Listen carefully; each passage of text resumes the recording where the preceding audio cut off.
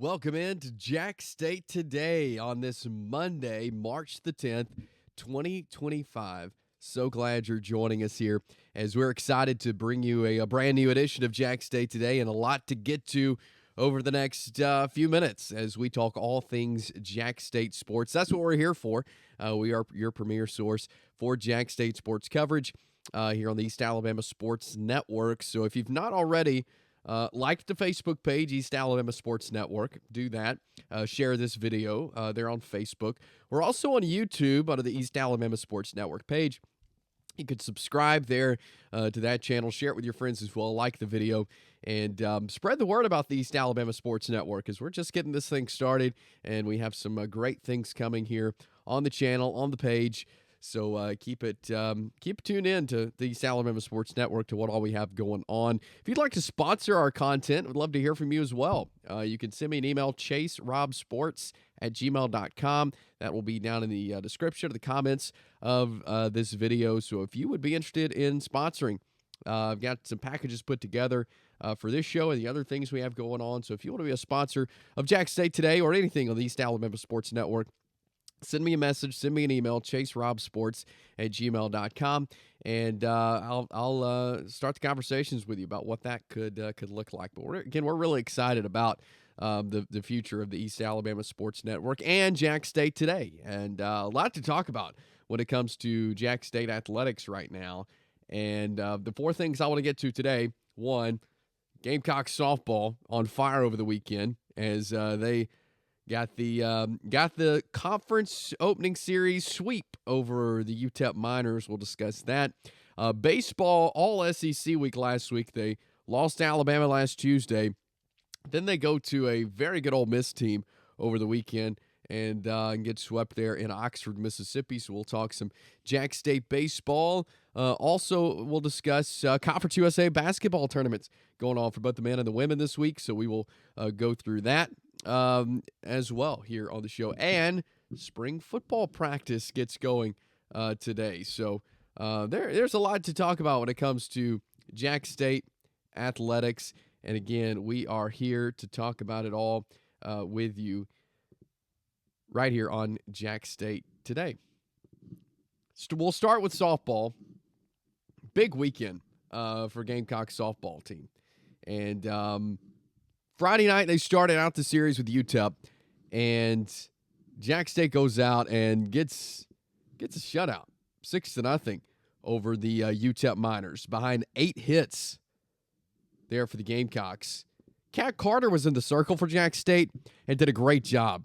And look, UTEP came into this series, and we saw in games 2 and 3, they can hit the softball. They're a good offensive team, but Kat Carter, Jax State pitcher, did just a great job. She pitched all 7 innings Friday night in the opener, only gave up 1 hit, had 1 walk and 4 strikeouts there in that game. Jax State's Emma Elrod was 2 for 3. Amber Reed 2 for 4. Ashley Phillips 1 for 1. Aria Davis 1 for 3. JC Underwood 1 for 2. And so Jax State hit the ball well. They pitched the ball well there in game 1. Game 2, I had a chance to do this game on ESPN Plus Saturday afternoon there at Jana McGinnis Field, and the ball was leaving the yard. The ball was having no problem for both teams leaving the yard. A lot of runs scored in this one. It was at 10-7.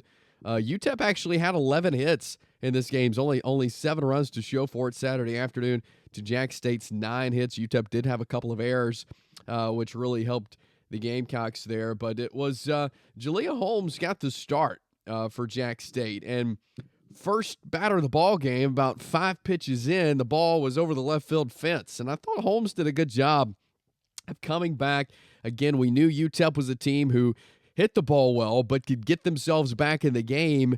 They did that a couple of times, I feel like, especially there in the first inning. Holmes did a really good job of bouncing back from what could have been a tough outing or adversity. Jalea Holmes showed why she was Conference USA Pitcher of the Week last week. I thought she did a great job of starting that one. She went 4 innings, gave up 4 hits, 3 runs, had 3 strikeouts as well. Jordan Esslinger came in for a couple of innings. She gave up 4 hits and 3 runs. She had 2 walks and 2 strikeouts. Kat Carter came in, finished things up, though, in the 7th inning, gave up 3 hits, 1 run. It was an earned run, and had 1 strikeout there in Game 2 of the series with UTEP. But Jax State won that one 10-7. And then they tangled up yesterday in the series finale. Jax State won that one 5-3 on 5 hits. Both teams did have an error in this one. It was McKinley Portillo with the start and went all 7 innings for the Gamecocks in the circle in the Sunday finale. She gave up 3 hits, 3 runs, 2 of them earned, and 5 strikeouts there in that one. As far as the offense goes for Jax State, Amber Reed was 1 for 2. Kaylee Martin, 1 for 4. Ashley Phillips, 1 for 3. Megan Rusmassen, 1 for 1. And JC Underwood, 1 for 3 there in that one. And I mentioned Saturday, the ball leaving the yard for both teams. It was Emma Elrod and Kaylee Martin both hitting home runs for Jax State there in that one. All the same inning, too. It was Emma Elrod led off the inning, hit 1, and Kaylee Martin came up a few batters later and hit 1 out. But there was 3 home runs hit for UTEP, so 5 total. Marissa Burchard, leadoff batter, hit 1 out. Paige Lassiter and Asia Richard all hit 1 out. So 5 total home runs in the Saturday afternoon contest there for Jax State and UTEP. But look, this is a good softball team, folks, in Jax State. If you have not had a chance to get out and watch them yet, you should. Again, they're very good, and it's going to be fun as conference play begins, because this is Conference USA is a good softball conference. I don't think people realize that, but this is a good conference for softball, and it's going to be a challenge. This weekend will be a challenge. New Mexico State, apparently pretty good as well.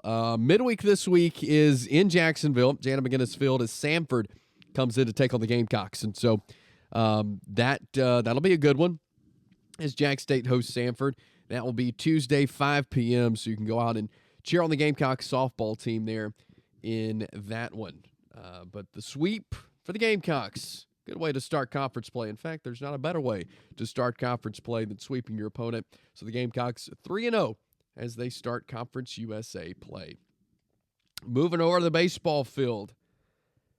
Like we mentioned, it was an all-SEC week for Jax State last week. They had Alabama last Tuesday. They lost that one 11-1. And Ole Miss Friday in Oxford, Mississippi. Number 17 Ole Miss, they've been playing pretty good. They've had some guys step up. They got some good pitchers. And they showed that off on over the weekend. For Jax State on Friday, 7-4 was the final. And Jax State went out to a 4-2 lead in the 3rd inning. No one scored in the 4th or 5th, but it was the 6th inning when Ole Miss was able to get 4 runs on the board, and that really changed things over the course of the game. And Ole Miss finished with 10 hits, 7 runs. Jax State 4 runs on 6 hits. Neither team's had any errors in Game 1 there. Offensively, Colton Hagwood continues to have a good season. He was 2 for 4, 2 runs there in Game 1. Caleb Johnson, 2 for 5. Carson Hornug, 1 for 3. Ace Williamson, 1 for 3 there in that one. Stephen Cash got the start. He went 5 2/3, gave up 7 hits, 4 runs, 2 walks, 7 strikeouts in his start there for the Gamecocks. Owen Art came in for a 1/3 of an inning, and then James Wilson finished things up in the last 2 innings, gave up 2 hits, a run, 1 strikeout there in that one against the Ole Miss Rebels, which set up the Saturday contest, and it was a 12-4 win for the Ole Miss Rebels. Ole Miss put up 5 runs in the first inning, 4 runs in the second inning, and put up 3 later on in the 7th, and the Gamecocks really just couldn't get any runs on the board. They had 9 hits in the game, which same amount Ole Miss did, but only 4 runs to show for it. Drew Collins was 1 for 2. Colton Hegwood 1 for 4. Caleb Johnson 1 for 4. Carson Hornuk had a great afternoon on Saturday. He was 3 of 4 in that contest. Xander Buchan also with a hit, and Cooper Blauser with a hit as well. Jacksonville State went through a lot of pitchers in this one. Jackson Phipps got the start and had a rough start. He just went a third of an inning, no hits, 4 runs, 3 walks. Ryan Garrity comes in, gives up a couple of hits. Maddox McDougal comes in for an inning and 2/3, gives up 4 hits, 4 runs. He did have a strikeout. Ryan Vermillion came in for an inning and 2/3. Brody Swindle came in for a third. Jackson Sleeper came in for an inning. Connor Brooks for an inning. Fisher Cantrell for a third. And Trevor Caldwell for an inning and 2/3. So Gamecocks went through a lot of pitchers on Saturday, which is not what they're looking to do. And again, they fall in that one 12-4. And then on Sunday, it was a 13-2 win for Ole Miss over Jax State, as they had a good 4th, 5th, and 8th inning to make that win happen there for the Ole Miss Rebels. Jax State started Carson Bonaparte. He went 4 innings, gave up 4 hits, 5 runs, 2 walks, and a strikeout. They also saw action from Brady Thomas, Jackson Davis, Brody Swindle, Bryce Deaton, and Michael Daniel there in that one offensively. Colton Hegwood had a hit, as did Carson Hornung. He was 1 for 2 as the DH there in that one. But tough weekend for baseball. But they will now turn their attention, again, another tough one in Troy, coming up Tuesday night, 6 p.m. there at Jim K Stadium. That'll be the first pitch between the Gamecocks and the Trojans. Troy's been ranked for a lot of this season, and they have been a challenge to a lot of teams so far. So this is going to be another challenge for the Jax State Gamecocks. Then they will have Southeast Missouri coming into Jacksonville for a Friday, Saturday, Sunday series this weekend. And this will be the final non-conference weekend series of the season, because the weekend following, the weekend of the 21st, the Gamecocks will head down to Miami, Florida to take on FIU to start the Conference USA slate. So that'll be something to watch heading in, how they handle this final week before conference play begins next week. So that's what's happening on the baseball front of things. Remember, if you have not already subscribed to our channel on YouTube, East Alabama Sports Network, like our page there on Facebook under the East Alabama Sports Network. If you'd like to sponsor, shoot us a message or send me an email, chaserobsports@gmail.com. Conference USA basketball tournament. It is tournament time. The seeds are set. We'll start on the men's side. Taking a look at the bracket here for the Conference USA men's tournament, all happening there at Probst Arena in Huntsville, Alabama. Short drive for the Gamecock fans to go check out. So Liberty gets the number 1 overall seed, Jax State the number 2 seed, Middle Tennessee 3, Kennesaw State 4, New Mexico State 5, Louisiana Tech 6, Western Kentucky 7, UTEP 8, Sam Houston 9, and FIU 10. So you got the 8-9 at 5:30 on Tuesday night to start things off. You got the 7-10 between Western Kentucky and FIU, 8 p.m. Tuesday to start it off. And then we'll see the 1 and the 2. Then we'll see Liberty at 5:30 on Wednesday with the winner of UTEP, Sam Houston. And then Jax State gets the winner of Western Kentucky and FIU at 8 o'clock on Wednesday night. What I like what Conference USA does, the 1 and the 2 seeds do not have to play 3 straight days. I really like that. I really like how they set up this bracket, in that the 1 and 2 seeds, if they win that quarterfinal game, they move into the semifinals on Friday. They don't have to play Thursday. I really like that, especially, and you look at these 2 teams specifically in Liberty and Jax State, both of them really just have about 8 guys that they play. So they're not super deep teams. And so I think it's going to be really good for Jax State and for Liberty if they win those games to move into Friday and have to play Thursday. They need a breather. They need a rest. They need a day of rest. And so I think that'll be really good for Jax State having that day off if they can get that win over either Western Kentucky or FIU. CBS Sports Network will have the semifinals and the championship. So Friday at 11:30 will be semifinal number 1. If Jax State is able to get there, they will be in semifinal number 2, which will be at 2 p.m. Friday afternoon there at Probst Arena in Huntsville. And I'm really excited about what Jacksonville State can do.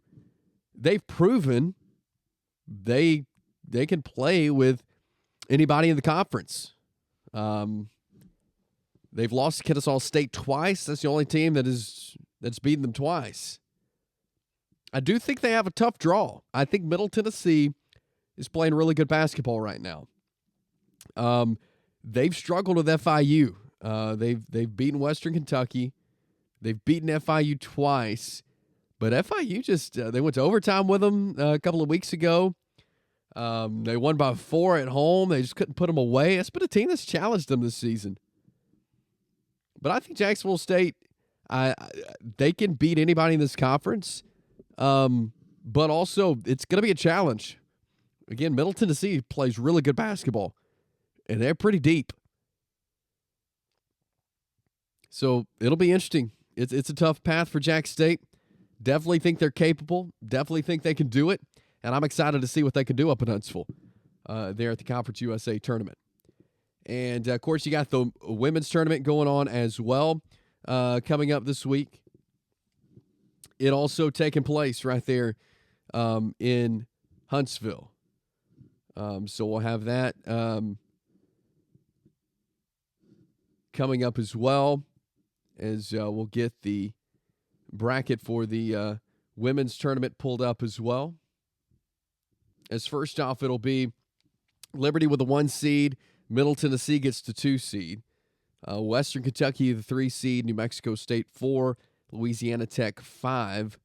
And then it is FIU, 6. Kennesaw State, 7. Sam Houston, 8. Jacksonville State, 9. And UTEP, 10 there. So Jacksonville State and Sam Houston will play on Tuesday night, or Tuesday morning, rather, 11:30 a.m. They will play there in the Conference USA tournament. Women's side, 11:30 a.m. tip time. Winner will play Liberty on Wednesday at 11:30 a.m. So Jax State, if they're able to beat Sam Houston, will get 11:30 a.m. tip against Liberty on Wednesday. So we'll be watching the Jax State women as well. See if they can make some noise there in the Conference USA women's tournament. Also happening up in Huntsville. Same time, Probst Arena is where both of those are going on. Before we get out of here, guess what? Spring football practice is set to get underway there at Jacksonville State for year 1 under head coach Charles Kelly. As it is spring practice time, and they will get their dates underway on Tuesdays and Thursdays. The spring game set for Thursday, April 17th at 6 p.m. So if you want to make plans and go check out Coach Charles Kelly. Year 1, the spring game should be a lot of fun, and we'll be talking with Coach Kelly and get an idea of what this team looks like going into spring and what he's able to learn from the guys. So be on the lookout for that here on the channel as well. So we'll be talking with him and covering Jax State football as spring practice gets underway. Like to look for in spring, try to figure out who's going to be in what positions. I mean, it's going to be a new-looking roster, as always. I feel like it is typically at Jax State, but a new-look roster, new quarterback. And I think he's done a really good job recruiting, bringing some guys in out of the portal and making it happen. Great staff that he's put together as well. So I'm really excited to see what Charles Kelly has in year 1 for the Jacksonville State Gamecock football team. But spring practice begins this week there at Jax State. That'll do it for this edition of Jax State Today. We'll do this 3 days a week here on the East Alabama Sports Network Facebook and YouTube pages. Just search East Alabama Sports Network on both of those platforms. Like our page, share it with your friends, subscribe to our YouTube channel, share it, like this video, drop a comment as well, and we'll have you covered with all things Jax State right here on Jax State Today from the East Alabama Sports Network.